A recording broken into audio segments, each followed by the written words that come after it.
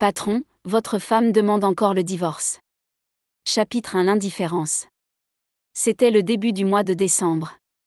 Il faisait encore plus froid que les dernières années à Frimery. Stella Walsh était allongée, sans expression, sur le lit, écoutant la voix forte de Zoe Burton, sa belle-mère, en bas. Stella. C'est déjà assez décevant que tu ne puisses pas tomber enceinte. Regarde quelle heure est-il maintenant. Pourquoi ne fais-tu pas encore la cuisine? Veux-tu nous faire mourir de faim, Adrian et moi? Cela faisait 6 ans que Stella était mariée à Waylon Burton, et pendant tout ce temps, Zoé n'avait cessé de lui reprocher de ne pas tomber enceinte. Si seulement Zoé savait que Waylon n'avait jamais eu de relation sexuelle avec elle depuis le début. À ce moment-là, la voix d'Adrian Burton s'est fait entendre en pressant « Descends et prépare-moi mon cartable.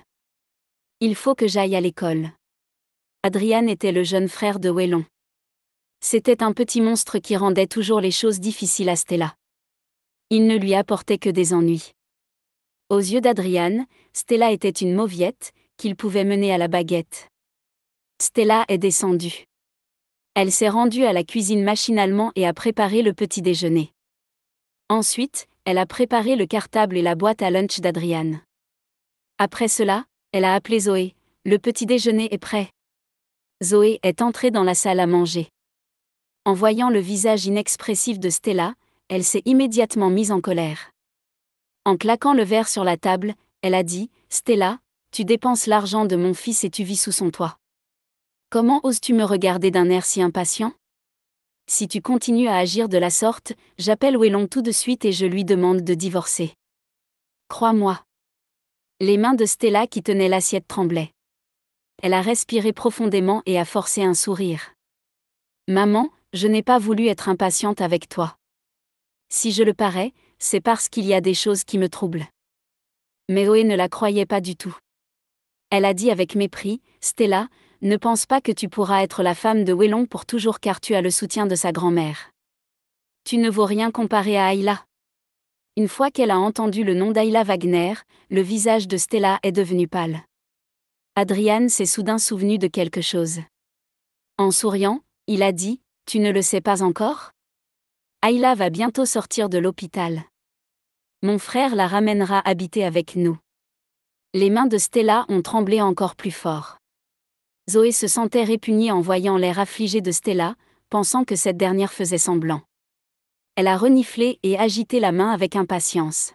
« Ne te plante pas devant moi. Tu me coupes l'appétit. Disparais de ma vue. » Stella s'est retournée et est montée à l'étage sans hésiter. Elle est rentrée dans sa chambre et s'est allongée de nouveau sur le lit. Le soir, une Maybach s'est garée devant la maison. Stella s'est rapidement levée du canapé, a trotté jusqu'au balcon et a regardé en bas. Un bel homme svelte en costume est sorti de la voiture. Il était plus séduisant que le jeune Leonardo DiCaprio qu'elle voyait à la télévision. L'homme semblait avoir l'impression que quelqu'un le regardait. Il a levé la tête. C'est alors que leurs yeux se sont croisés. Le regard de l'homme ne contenait que de la froideur et de la cruauté. Stella s'était déjà habituée à un tel regard. Après que Waylon était entré dans la chambre, elle lui a fait couler un bain comme d'habitude. « Chérie, grand-mère séjourne dans un monastère depuis près d'1 mois.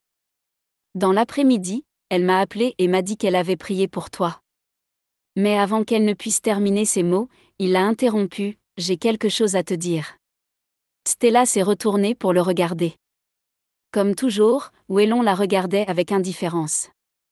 Il n'y avait pas la moindre once de tendresse dans ses yeux.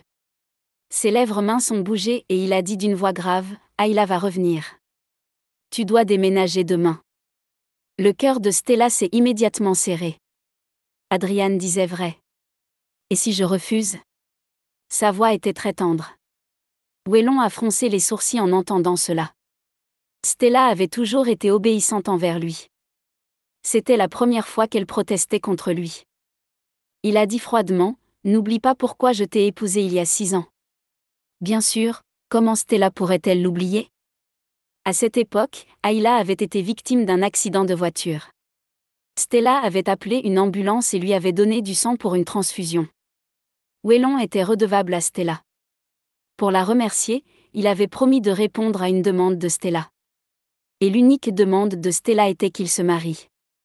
Elle en avait toujours rêvé depuis leur première rencontre au lycée.